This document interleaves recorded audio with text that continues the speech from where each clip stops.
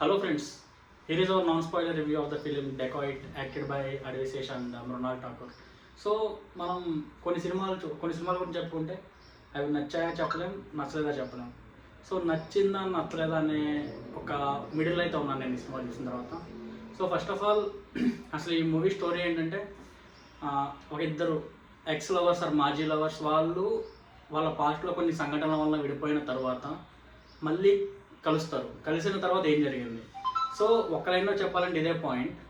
So అసలు నాకు ఈ సినిమాలో నచ్చింది ఏంటి అంటే, first I liked about the acting. Adivi Sesh, Mrunal Thakur and మిగతా ఎవరైతే చేశారో వాళ్ళందరూ వాళ్ళ పాత్రల మేరకు చాలా చాలా బాగా యాక్ట్ చేశారు. నాకు పర్సనల్గా మృణాల్ ఠాకూర్ యాక్టింగ్ చాలా చాలా చాలా బాగా నచ్చింది.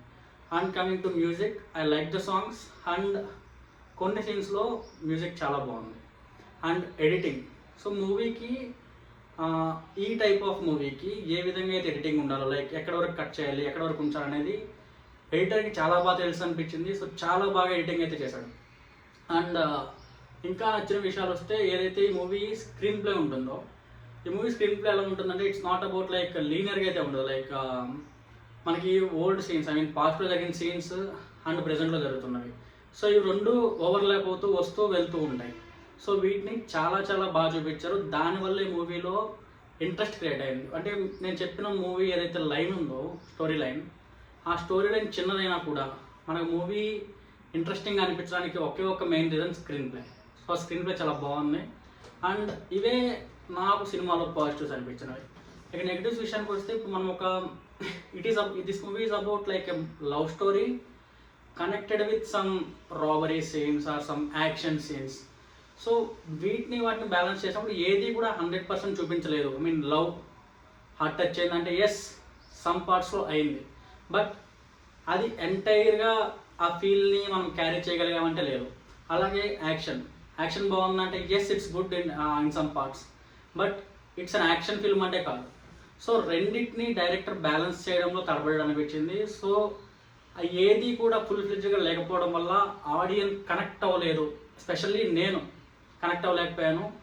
అండ్ ఇదే నాకు మెయిన్ డ్రాబ్యాక్ అనిపించింది. ఇప్పుడు మన మూవీ ఒక లవ్ సీన్ చూస్తున్నప్పుడు అరే ఈ సీన్ చాలా బాగుంది అనిపించింది. కానీ ఆ సీన్ కంటిన్యూషన్ ఏదైతే సీన్ వస్తుందో, ఆ సీన్ వచ్చినప్పుడు ముందు సీన్ అరే దీనికి ఈ సీన్ కనెక్ట్ చేశారు, ఇది ఇంకా ఎలా ఉంటే బాగుండదు అనిపించింది. అండ్ ఇంకోటి ఏంటంటే, మనం మూవీ చూస్తున్నప్పుడు నెక్స్ట్ 10 minutes ఏం జరుగుతుందో మనకి ఈ మినిట్లో తెలిసిపోద్ది. సో నెక్స్ట్ ఈ సీన్ రాబోతుందని మనం గెస్ చేస్తాం. సినిమాలో అదే ఉంటుంది. సో ఈ గెస్సింగ్ గేమ్ ఏదైతే ఆడియన్స్ చేస్తాడో, ఆ గెస్సింగ్ గేమ్ సినిమా హాల్లో కరెక్ట్ అయింది. సో అలా కరెక్ట్ అయిపోవడం వల్ల ఆడియన్స్ నేను గెస్ చేసినా కదా వచ్చింది, దీంట్లో కొత్త ఏముంది అన్న ఫీలింగ్ వచ్చింది. ఇలా first half it's okay, but second half విషయానికి వస్తే, when coming to second half, it's gripping and it's good. Second half నుంచి క్లైమాక్స్ వరకు ఏదైతే పోర్షన్స్ ఉన్నాయో, ఏవైతే చేంజెస్ ఉన్నాయో, ఏవైతే సీన్స్ ఉన్నాయో, ఏవైతే ఎమోషన్స్ ఉన్నాయో, ఇవన్నీ బాగా వర్కౌట్ అయ్యాయి. అండ్ క్లైమాక్స్ కొందరికి నచ్చవచ్చు, కొందరికి చూస్తాం కదా ఇది అనిపించవచ్చు. ఎస్పెషల్లీ నాకైతే చూస్తాం ఆ క్లైమాక్స్ని మనం గెస్ట్ చేసాం. నేను గెస్ట్ చేశాను, నా పక్కన నా ఫ్రెండ్ గెస్ట్ చేశాడు, we guessed it. So it means మేము కనెక్ట్ అవ్వలేదు, ఎందుకంటే మాకు ఆల్రెడీ ముందే తెలుసు కాబట్టి. సో లైక్ మీరు చూస్తే మీరు చాలా సినిమాల్లో చూసినట్టే అనిపిస్తుంది climax. But when coming to the whole movie, it's one time watch. అంటే అడ్విశేష్ ప్రీవియస్ మూవీస్ కంపేర్ చేసుకొని మీరు ఆ ట్విస్ట్లు ఈ ట్విస్ట్లు లైక్ తన మూవీలో కొన్ని ఇంట్రెస్టింగ్ ట్విస్ట్లు ఉంటాయి కదా, అవన్నీ ఎక్స్పెక్ట్ చేసి డెకాయిట్ మూవీకి వెళ్తే మాత్రం మీరు కొంచెం నిరాశ పడవచ్చు. కానీ మీ ఎక్స్పెక్టేషన్ని కంట్రోల్లో పెట్టుకుని సినిమాకి వెళ్తే you can like the movie.